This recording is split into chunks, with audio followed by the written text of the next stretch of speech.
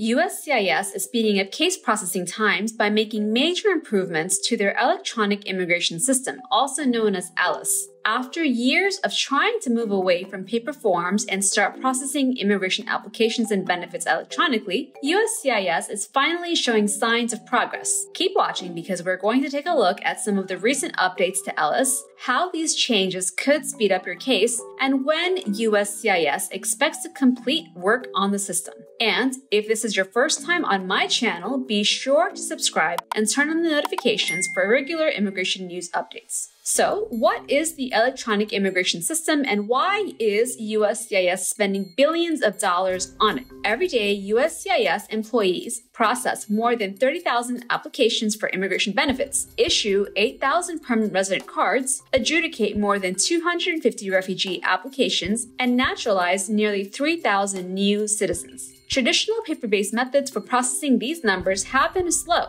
resulting in immigration backlogs that keep people waiting months or even years for their case to be processed. In order to speed up processing times, USCIS created ELIS, a centralized web-based case management solution to convert paper-based operations to automated processing of immigration benefits. As of today, ELIS still only processes about 25% of the USCIS workload, but recent announcements indicate that this is changing quickly. So, what recent updates has USCIS announced about their electronic immigration system, and how could it potentially speed up your case? Some of these changes you may be familiar with, such as the electronic registration process for the H-1B cap, which received a 4.8 out of 5 satisfaction score from more than 37,000 users in fiscal year 2022. In June of last year, USCIS also introduced electronic payments, which were eventually expanded from the Nebraska Service Center to Texas,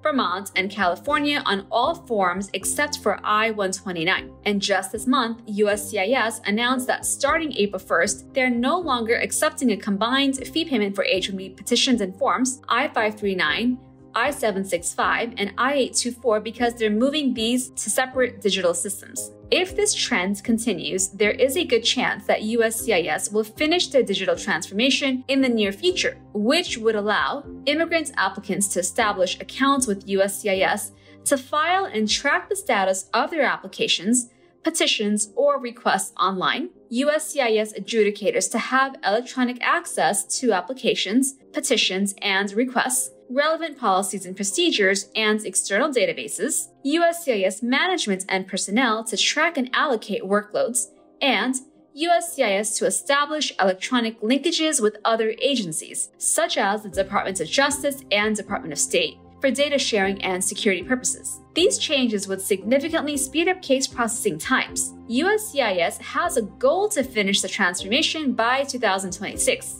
So what do you think? Will USCIS continue to make quick progress, or will they likely never finish updating ELIS? Leave me a comment and let me know. And be sure to watch my latest video about the $1.5 trillion spending bill passed by Congress, which includes $281.7 million in additional funding for USCIS. I'll include a link to that video here. I will also continue to bring you additional immigration news as it's available, so be sure to subscribe and turn on the notifications if you haven't done so yet. Click here to watch this video next, and I will see you there.